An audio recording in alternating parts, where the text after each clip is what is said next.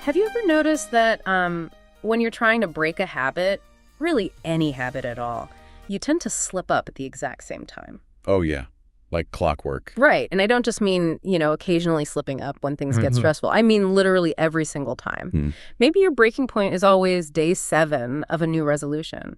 Or maybe it's day 10. Or, and I see this one a lot, it's a very specific hour in the evening. Yes. You wake up, you start your morning with absolutely perfect intentions. Right. A totally clear resolve. You feel completely unstoppable. Exactly.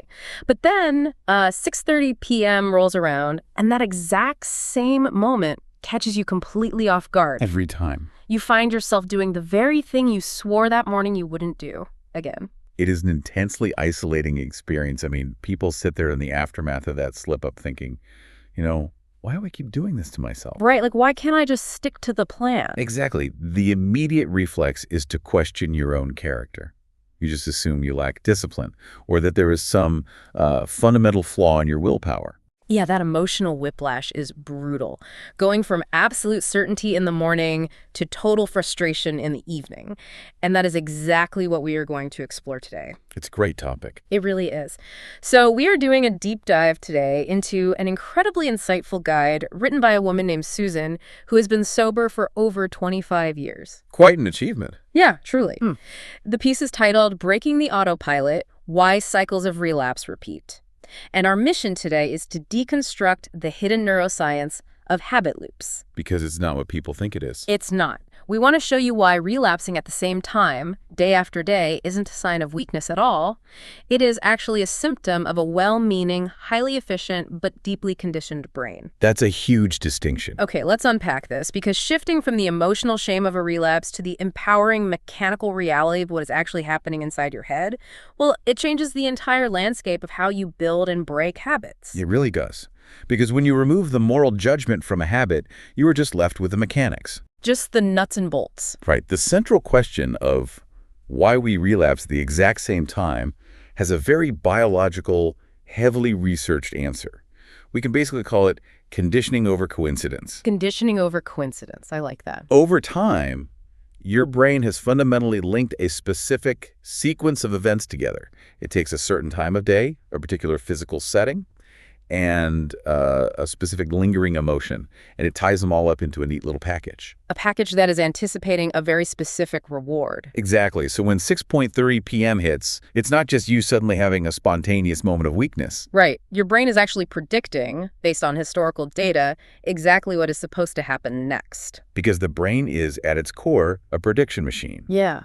To understand the machinery behind this, we really have to look at a structure deep within the brain called the basal ganglia. The basal ganglia. That's kind of the habit center, right? Yeah, it is essentially your brain's permanent storage center for routines and automated behaviors. From an evolutionary standpoint, the human brain is an extreme energy conservation engine. It consumes a massive amount of your body's daily energy just to function. Just to keep the lights on. Right, so conscious thought, analyzing a situation, making a novel decision, weighing pros and cons, is incredibly expensive in terms of caloric and cognitive energy. So the brain basically doesn't want to spend that energy if it doesn't have to. It's always looking for a shortcut. It is always looking for a way to offshore the workload. When you repeat an action under the same environmental conditions enough times, the brain recognizes a pattern. It's like, oh, I know this one. Exactly. It says, we've been here before. We don't need to burn energy thinking about this. So it takes that behavioral sequence, packages it together, and hands it over to the basal ganglia to just run on autopilot. Wow. And here's the thing. The basal ganglia doesn't have a moral compass. It doesn't care. Not at all. It doesn't judge whether the habit is ultimately beneficial or destructive for your life goals. It just operates on pure stimulus and response. When condition A, condition B, and condition C are met in the environment, it automatically executes routine D. I think about how we experience this in ways we don't even question. Like what? Like when you lock your front door, walk to your car, and then suddenly panic because you can't remember if you actually locked the door. Oh, all the time. Right. You have to go back and check, and of course it's locked. You didn't consciously decide to put the key in the deadbolt and turn it. Your basal ganglia just ran the leaving the house script while your conscious mind was thinking about, I don't know, a morning meeting. The automation is so seamless, we become passengers in our own bodies. Your conscious mind is entirely bypassed. It really reminds me of the predictive text or autocorrect feature on a smartphone. Oh, that's a great analogy. Because the phone software doesn't actually know what you trying to communicate, right? It just runs the statistical probability based on what you usually type. Right. If you have texted your friend the exact same phrase 50 times, the second you type "I'll be there in," your phone immediately suggests 5 minutes. It just fills it in. It just knows. Yeah, so your basal ganglia is basically your brain's autocorrect. It has learned a behavioral sequence over years of repetition, and it is automatically finishing the sentence for you before you even realize what you are typing. And just like predictive text, the basal ganglia is incredibly sensitive to context. Your phone suggests different words depending on who you are texting. Right, work emails versus texts to your best friend. Exactly. Your brain runs different scripts depending on your environment.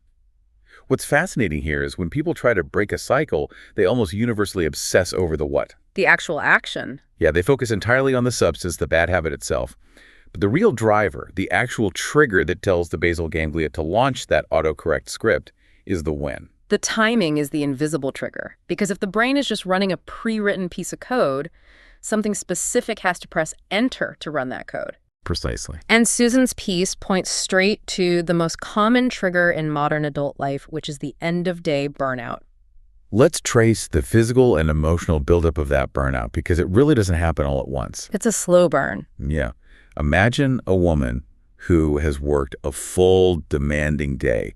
Maybe she's at an office, or maybe she is navigating the intense demands of working from home. Right. She woke up early, handled the kids' school drop-offs, managed the logistics of family schedules. Sounds exhausting already. It is. Yeah. Then she transitioned into her workday, answering a barrage of emails, putting out fires, negotiating with colleagues or clients. Then comes the afternoon commute. Or the shift back into household management. Yeah. By the time she walks through her front door at 6 p.m., she hasn't just been busy. She has made hundreds, if not thousands, of micro decisions. Yeah, it's a relentless state of cognitive triage. Exactly. Like, which lane is moving fastest in traffic? How do I phrase this email so it doesn't sound aggressive?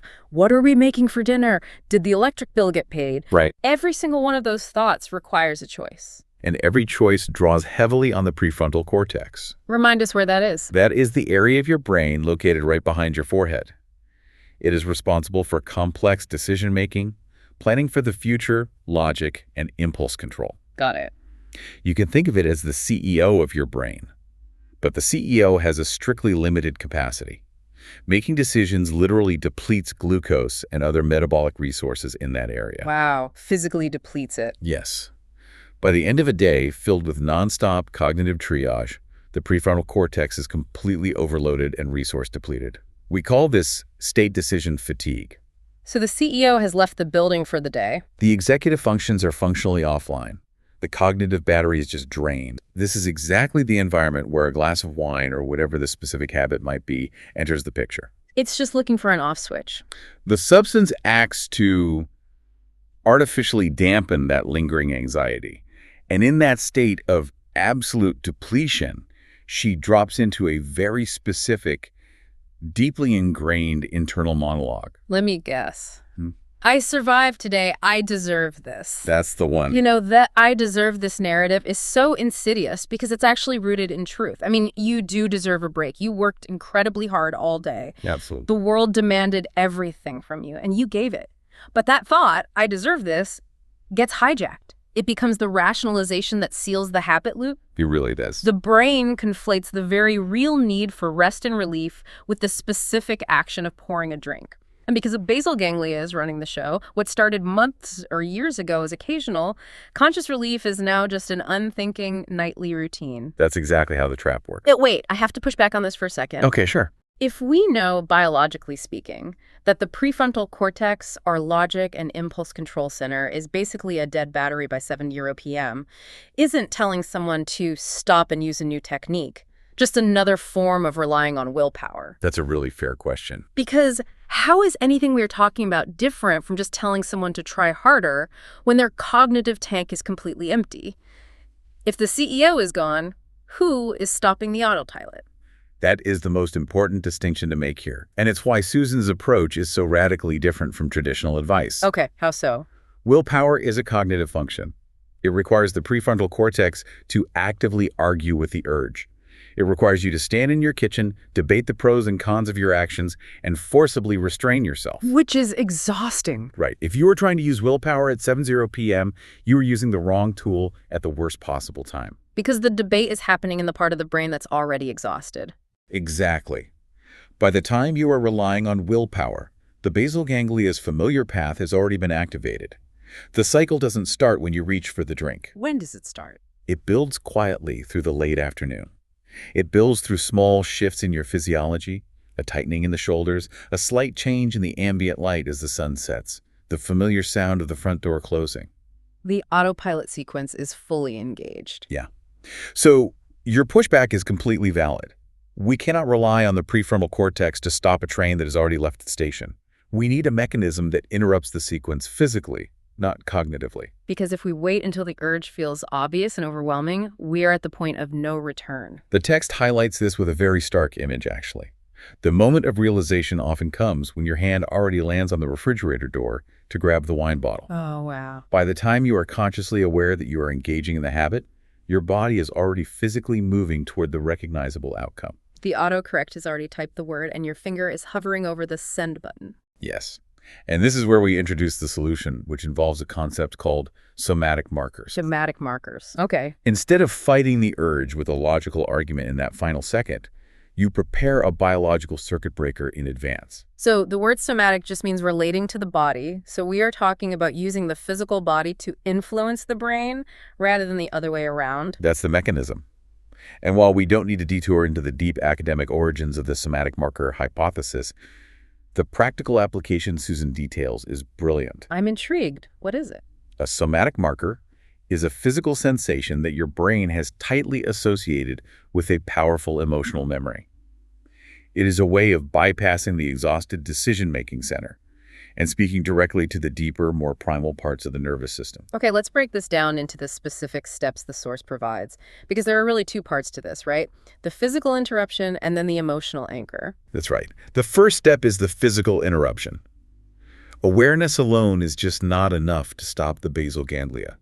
You have to literally jar the nervous system out of its automated sequence. How do you do that? The source provides a highly specific technique. Yeah. The moment you realize the autopilot script is running, when you feel that urge or you find yourself walking to the kitchen, you press a finger or your thumb hard into the palm of your opposite hand. Like really press it. Yes, you press it hard enough to create a sharp, distinct physical sensation. Here's where it gets really interesting. I want you to literally do this right now. Yeah, give it a try. If you are listening to this and you are somewhere safe, not driving, obviously, take your thumb and press it firmly into the center of your opposite palm.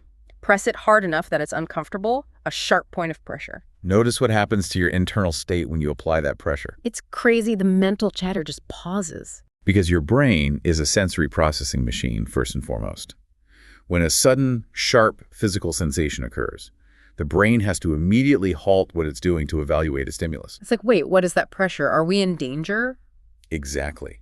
It demands the nervous system's full attention, pulling all resources directly away from the basal ganglia's autopilot script. So it acts as a literal circuit breaker. Yes. Yes. You aren't arguing with the urge. You are momentarily cutting the power to it. As soon as you interrupt that ingrained sequence with physical pressure, you create a tiny window of time, a pause. And what happens in that pause? That's where the actual marker comes in, right? Right. In that newly created pause, your prefrontal cortex gets a momentary reboot. But instead of using that second to start debating willpower again, you recall your pre-established somatic marker. The anchor. You bring to mind the deeply visceral physical feeling of your why. Why do you want to stop this habit? And it isn't a logical list of reasons, is it? No, it is a feeling. Maybe it's the physical memory of waking up clear-headed and energetic. Maybe it's the feeling of genuine presence with your kids. You anchor the sharp physical pressure in your hand to the profound emotional weight of your goal. Wow, so you are using the body to short-circuit the brain's autocorrect and then instantly feeding it a different, more powerful sensation? Exactly. It's not, I shouldn't drink because it's bad for me. It's, I am pressing my hand to wake myself up, and I am choosing the feeling of tomorrow morning's clarity. You are training your nervous system to break its own automated response. And the beauty of this is that the more you practice it, the more the physical act of pressing your hand becomes its own ingrained habit. Oh, that makes so much sense. Over time, you stop reacting blindly to the 60 BM trigger. You begin to anticipate the environment. You feel the burnout setting in, you recognize the time of day, and you deploy the circuit breaker before the hand ever reaches the refrigerator door. You move from being a victim of your conditioning to an active architect of it. Beautifully said. Anticipation completely changes the dynamic. It takes the invisible power away from the clock and puts it right back in your hands, quite literally in the palm of your hand. If we connect this to the bigger picture, it profoundly validates Susan's core message. Which is, Relapsing at the exact same time in the exact same way does not mean you are a failure. I really want you to hear that. If you take nothing else away from this deep dive, take that. It does not mean you have failed. It simply means that the old neural pathways in your basal ganglia haven't been overwritten yet. The brain is still trying to run the old code because you haven't given it enough repetitions of the new code. It just takes time. It takes time, and it takes consistent, structured interruption to weaken those urges. You are not morally weak. You are simply well-conditioned. Yeah. The repetition of the relapse cycle is a mechanical reality of human biology, not a reflection of your worth. That reframing is so vital because it strips the shame right out of the equation. Shame is the worst part of it. It really is. It keeps people locked in the cycle. Shame tells you that you are fundamentally broken, which of course makes you want to numb the feeling even more. Exactly. But once you see the machinery behind the curtain, once you realize it's just an overzealous autocorrect feature, the heavy, suffocating frustration of why do I keep doing this finally starts to lift. And without the paralyzing weight of shame, you are left with clarity.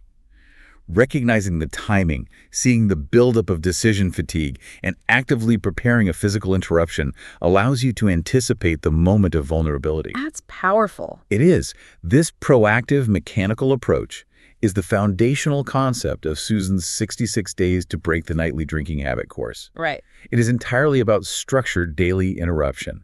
It is about understanding the triggers, rather than just white-knuckling your way through every evening and hoping for a different result. Because knowledge is the precursor to change. When you understand exactly why the clock seems to dictate your behavior, the clock loses its ultimate authority over you. You are the one who gets to step in and write the new script. The biology that works against you is the exact same biology that can work for you once you know how to steer it. So what does this all mean? Which leaves us with one final, incredibly fascinating thought for you to mull over as you go about the rest of your day. We have spent this entire time dissecting how powerfully and how quietly our brains can link an exact time of day, a specific setting, and an emotion to a destructive habit, automating a routine completely without our conscious consent. Right. But think about the flip side of that biological mechanism. Your basal ganglia doesn't care what the routine is. It only cares about the pattern. So what positive habits might your brain be ready to completely effortlessly automate if you simply gave it the exact same time, the exact same setting, and a reliable reward every single day?